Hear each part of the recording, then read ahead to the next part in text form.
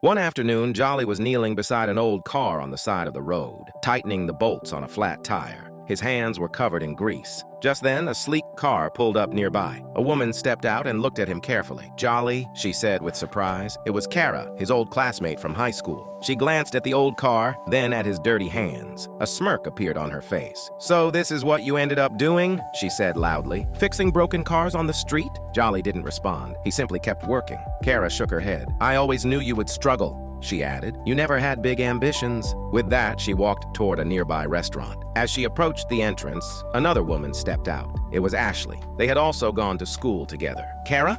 Ashley said, surprised. They greeted each other for a moment. Kara laughed and pointed toward Jolly across the street. "Look at him," she said. "He's fixing some old car like a mechanic." Ashley smiled gently. "Actually, I'm here with Jolly," she said. "He's my husband." Kara's eyebrows lifted. "Really?" she said sarcastically. "So you both ended up poor together?" Just then, Jolly walked over with another man. The man looked worried and tired. Jolly handed him the car keys. "Your car is all fixed now," Jolly said kindly. The man thanked him repeatedly and walked back toward the car. Kara looked confused.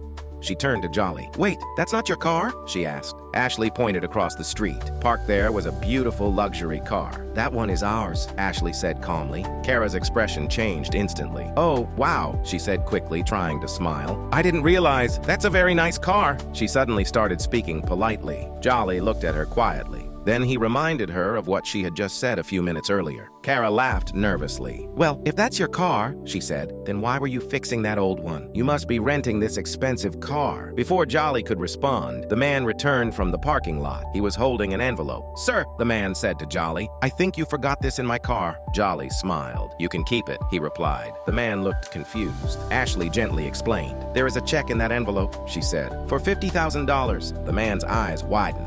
"What?" Ashley continued softly. "You were sitting in this restaurant earlier talking on the phone. You said your car broke down, and you had no money for your wife's hospital treatment." Jolly had overheard the conversation. He walked over to the man and offered to look at the car for free. And now, he was helping with something much bigger. The man's eyes filled with tears. He couldn't believe what he was hearing. Meanwhile, Kara stood there in complete silence. She had mocked someone who had stopped only to help a stranger. Jolly simply smiled and said calmly, "Sometimes the people who help quietly are the ones who have the most to give." The man thanked him again and again, and Kara finally understood something she had never learned before. Kindness is worth far more than money. Drop a heart if you believe we should never judge someone before knowing their story.